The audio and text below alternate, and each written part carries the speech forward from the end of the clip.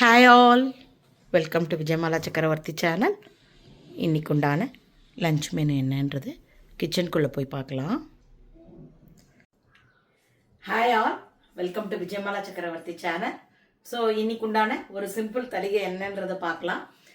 நேற்றுக்கு எல்லாரும் எங்கள் ஆத்துக்காரோட பர்த்டேக்கு வந்து விஷஸ் அண்ட் ஆசீர்வாதம் எல்லாருக்கும் ரொம்ப நன்றி. Thank you so much. எங்கள் ஆத்துக்காரருமே உங்கள் எல்லாருக்கும் அவருடைய தேங்க்ஸை சொல்ல சொன்னார். Thank you so much. அதுக்கப்புறம் யாரோ ஒருத்தர் கேட்டிருந்தேன், இல்லை மாமியார் போய் வந்து நாளே ஆகலை, கோவிலுக்கெல்லாம் போவேலா அப்படின்னு கேட்டிருந்தா. ப்ராபப்ளி அவளுக்கு தெரியலன்னு நினைக்கிறேன்.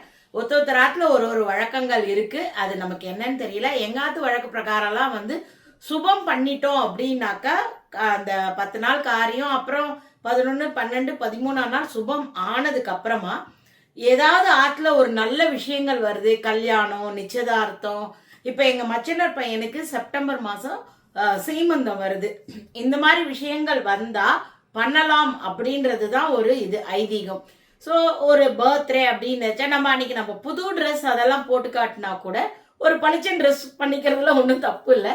அண்ட் ஆல்சோ எங்களோட வழக்கத்துல எப்படின்னாக்கா திருப்பதிக்கு மலை ஏற மாட்டோம். வருஷம் 6 வரைக்கும் திருப்பதி மலை ஏறுறது வழக்கம் கிடையாது. மற்றபடி நம்ம சாதாரணமாக கோவில்கள் போகிறதுன்றது ஒன்றும் பெரிய ரெஸ்ட்ரிக்ஷன் எதுவும் இல்லை. எங்காத்து வழக்கத்தில் இல்லை. சில பேராத்துல அது இருக்கோ என்னமோ எனக்கு தெரியல. எங்கள் அம்மாவாத்து வழக்கத்துலேயும் அது கிடையாது, இந்த சைடும் இல்லை. சாதாரணமாக கோவில்களுக்கு போகலாம், பக்கத்தில் இருக்கிற கோவில் அந்த மாதிரி. ஸோ மலேசியம் நரசிம்மர் கோவில்ன்றது வந்து பொதுவாகவே நான் இந்த பெங்களூருக்கு வந்த அன்னைக்கு எனக்கு ஒரு மிராக்கிள் அந்த கோவிலில் நடந்தது. ஸோ அதனால அது ஒரு கனெக்ஷன் ஜாஸ்தி.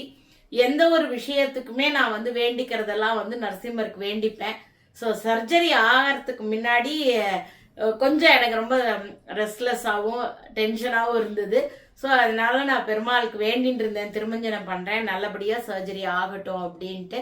ஸோ அது ப்ளஸ் பர்த்டே எல்லாம் கம்பைன் பண்ணிட்டு அதை முடிச்சுட்டு வந்துடலான்ட்டு தான் நேற்றுக்கு நாங்கள் கோவிலுக்கு போய் பண்ணிட்டு வந்தது எல்லாமே. ஸோ அது வந்து பெரிய அதாவது 1 இயருக்கு போகக்கூடாது அப்படின்றதெல்லாம் எங்காத்து வழக்கத்தில் இல்லை. நாங்கள் கோவிலுக்கு போவோம், எங்களுக்கு எந்த பிரச்சனையும் கிடையாது. ஸோ எங்கள் மாமனாரே நேற்றுக்கு ரொம்ப ஹாப்பி, நீ கோவிலுக்கு போய் பெருமாளுக்கு பண்ணிட்டு வந்ததுன்றது ரொம்ப சந்தோஷமா இருக்கு, ஹாப்பியா இருக்கு, ஆசீர்வாதம் அப்படின்னு சொல்லி ஃபோன் பண்ணி பேசினார் எங்ககிட்ட. ஸோ அதனால திஸ் இஸ் த திங் ஆக்சுவலா. அதே போல வேற யாரோ ஒருத்தர் கூட இந்த எக்ஸிபிஷன் கேட்டிருந்தேன். நான் வந்து ஷார்ட்ஸில் எக்ஸ்பிளைன் பண்ணியிருக்கேன், எத்தனாம் தேதியிலேருந்து எத்தனாம் தேதி வரைக்கும் வீக்கெண்ட் யாராவது போகணுன்னாக்கா please make use of it. நான் முன்னாடியே உங்களுக்கு சொல்கிறேன் அப்படின்ட்டு. என்னோட ஷார்ட்ஸையும் பாருங்க, என்னோட லாங் வீடியோவும் பாருங்க. யாருக்கெல்லாம் எக்ஸிபிஷன் போக முடியாதுன்ற சுச்சுவேஷன் ஒன்று இருக்கும் இல்லையா, கால் வலிக்கிறது, கூட்டு போகிறதுக்கு வசதி இல்லை, நான் வேற ஊரில் இருக்கேன், எங்கள் ஊரில் இந்த ஃபெசிலிட்டிஸ்லாம் இல்லைன்றவாளுக்கு தான் நான் இந்த எக்ஸிபிஷனை வந்து இந்த நடந்ததை வந்து காமிக்கிறேன். ஆற்றுலேருந்து என்ஜாய் பண்ணிக்கிறதுக்கோசரம் முடியறவா போய் பார்த்துட்டு வாங்கன்றதுக்கு இன்ஃபர்மேஷனும் கொடுத்துட்றேன். ஸோ எல்லாத்தையுமே ஸ்கிப் பண்ணாமல் வீடியோ பார்த்தாதான் விஷயங்கள் வந்து போய் சேரும். இல்லைன்னா வீடியோ ஸ்கிப் பண்ணியோ இல்லை ஃபாஸ்ட் ஃபார்வர்ட் பண்ணியோ பார்த்தேன்னா இன்ஃபர்மேஷன் மிஸ் ஆகிடும். ஸோ உங்களுக்கு எப்படி சௌரியமோ அது மாதிரி வீடியோ பாருங்க. உங்கள் எல்லாருக்குமே வீடியோ பிடிச்சிருந்தா தயவுசெய்து வீடியோவை லைக் பண்ணிட்டு பாருங்க. ஒரு கொஞ்சம் வீடியோஸ் பாருங்க, இவளோட பேட்டர்ன் எப்படி இருக்கு, இவ எப்படி பேசுறா, இவ எப்படி பண்றா, இவளோட வீடியோஸோட ஸ்டைல் என்ன அப்படின்றது உங்களுக்கு பிடிச்சிருந்ததுன்னா சப்ஸ்கிரைப் பண்ணிக்கோங்க. இன்னைக்கு உண்டான வீடியோக்குள்ள போலாம் வாங்கோ. ஸோ இன்றைக்கி தலிகைக்கு எடுத்து வச்சுட்டுருக்கிற காய்கறிகள் முளைக்கீரை நல்ல எலசாக கிடச்சிது, முருங்கைக்காய், சின்ன வெங்காயம், அதுக்கப்புறமா முட்டைக்கோஸ்லாம் பண்ணி ரொம்ப காலம் ஆகிடுது. ஸோ அதனால் முட்டைக்கோஸ் பண்ணிட்டுருக்கேன், எடுத்து வச்சுருக்கேன், புளி நினச்சி வச்சுருக்கேன். ஸோ இன்றைக்கு உண்டான தலிகைக்கு போகலாம் வாங்கோ. கீரையை வந்து இப்போ நேராக மசிச்சுக்கலாம். அதே போல் சின்ன வெங்காயமும் முருங்கைக்காயும் போட்டு வத்த குழம்பு பண்ணிக்கலாம். ரொம்ப நாளாச்சு மெந்தய குழம்பெல்லாம் பண்ணி. ஸோ அதனால் இன்றைக்கி வந்து பருப்பு இல்லாமல் இதை பண்ணிப்போம். கீரையை நான் வந்து நல்லா பொடி பொடியாக கட் பண்ணி எடுத்துன்னு வந்திருக்கேன், அதை இதில் ட்ரான்ஸ்ஃபர் பண்ணிவிடுறேன்.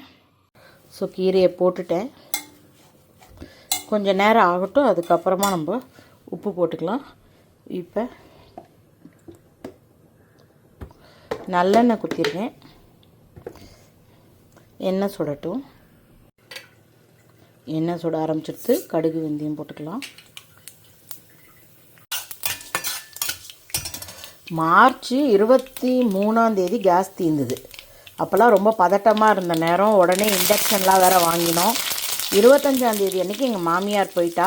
அன்றைக்கி தான் வந்து நான் புக் பண்ணேன். ஒரு ஏப்ரல் 17ஆந்தேதிக்கு எனக்கு கேஸ் வந்துடுது. ஸோ நான் கேஸ் எடுத்ததுன்னு பார்த்தாக்கா மார்ச் 23க்கு எடுத்திருக்கேன். இன்றைக்கி வந்து ஆகஸ்ட்டு 10 தேதி ஆகுது.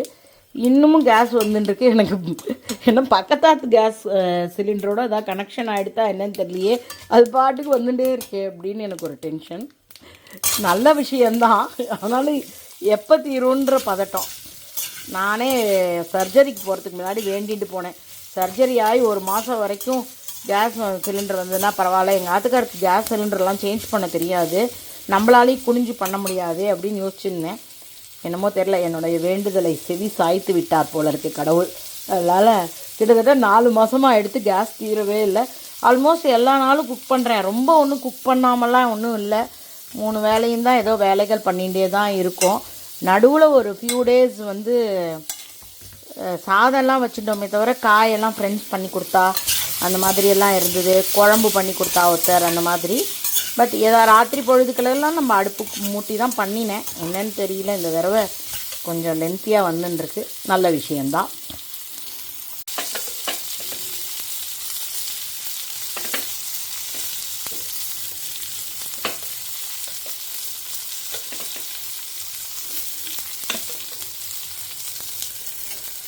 உப்பு, மஞ்சப்பொடி, சாம்பார் பொடி எல்லாத்தையும் போட்டேன்.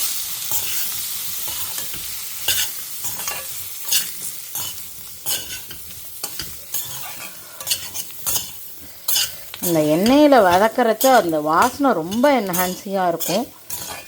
அதனால தான் நான் இந்த மெத்தடையே ஃபாலோ பண்ணுறேன்.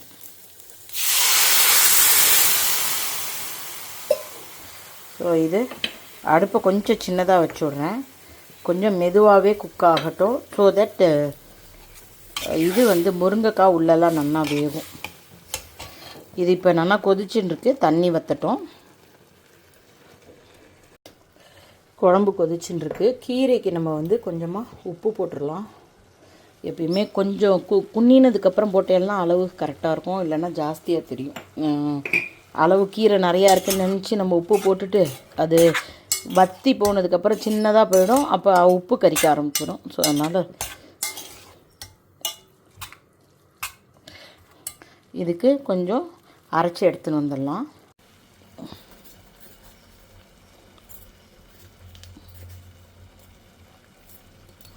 ஜீரகம் போட்டிருக்கேன்.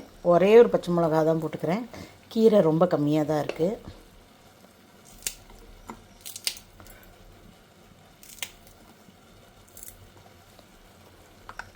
தேங்காய் இதை கொஞ்சம் அரைச்சி எடுத்துன்னு வந்துடுறேன்.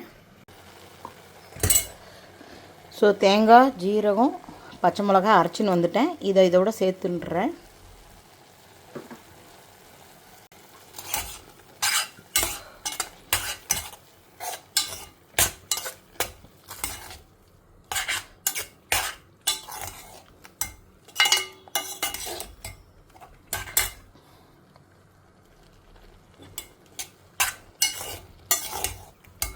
இது ஒரு கொதி வரட்டும். ஆஃப் பண்ணிவிட்டு வேறு பவுலுக்கு ட்ரான்ஸ்ஃபர் பண்ணிவிட்டு இதுக்கு தாளித்து கொட்டிடலாம். இதுவும் ஆல்மோஸ்ட்டு கொதிச்சுன்னு இருக்குது. இப்போ தான் முருங்கைக்காயோட கலர்லாம் லேசாக மாறி இருக்குது. இன்னும் ஒரு 2 நிமிஷம் கொதிக்கட்டும். கீரை நல்லா வற்றி எடுத்து நான் இப்போ அடுப்பை ஆஃப் பண்ணிவிட்டு இதில் ட்ரான்ஸ்ஃபர் பண்ணிவிடுறேன். ஸோ அந்த பவுலில் ட்ரான்ஸ்ஃபர் பண்ணிட்டேன். இப்போ குழம்பு கொதிச்சுன்னு இருக்குது. ஒன்று பண்ணிடலாம். இதில் வெல்லத்தை போட்டுடுவோம். புளிக்குழம்பு இருக்கு இல்லையா, ஸோ வெறும் பருப்பு இல்லாமல். ஸோ இது போட்டால் தான் இது பேலன்ஸ் ஆகும். கொதிச்சுன்னு இருக்கட்டும். அதுக்குள்ளே கொஞ்சோண்டு தேங்காய் எண்ணெயில் கடுகு, உளுத்தம் பருப்பு தாளிச்சிடலாம்.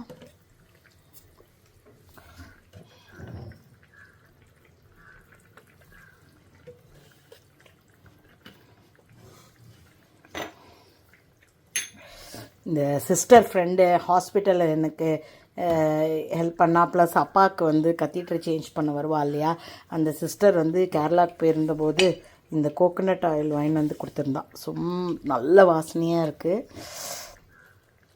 ஸோ எண்ணெய் கொஞ்சம் சுடட்டும். கோகோனட் எண்ணெயில் நீங்கள் இந்த இது தாளித்து கொட்டினெல்லாம் வயிற்று புண்ணையும் ஆற்றும், அந்த ஃப்ளேவரும் ரொம்ப நல்லாயிருக்கும், டேஸ்டியாக இருக்கும். குழம்பு நல்லா கொதிச்செடுத்து ஆஃப் பண்ணிடுறேன். இப்போ வந்து கடுகு உளுத்தம்பருப்பை தாளிச்சிடலாம். கொஞ்சம் பொரியட்டும், அதுக்கப்புறம் பெருங்காயம் போட்டுக்கிறேன். கொஞ்சம் பெருங்காயம் போட்டுக்கிறேன். பெருங்காயம் போட்டு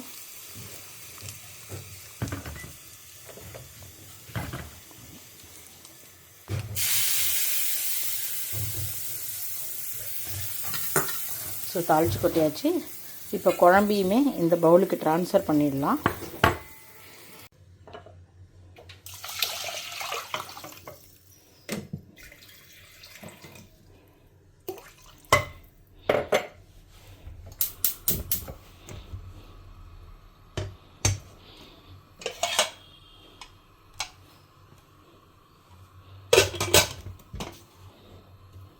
சாதம் வச்சுட்டேன்.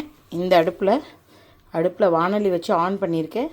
முட்டைக்கோஸ் வந்து பொடி பொடியாக கட் பண்ணியிருக்கேன். ஒரு காய் ஒன்று பண்ணிட்டுருலாம். ஸோ கொஞ்சமாக கடலெண்ணெய் ஊற்றிக்கிறேன்.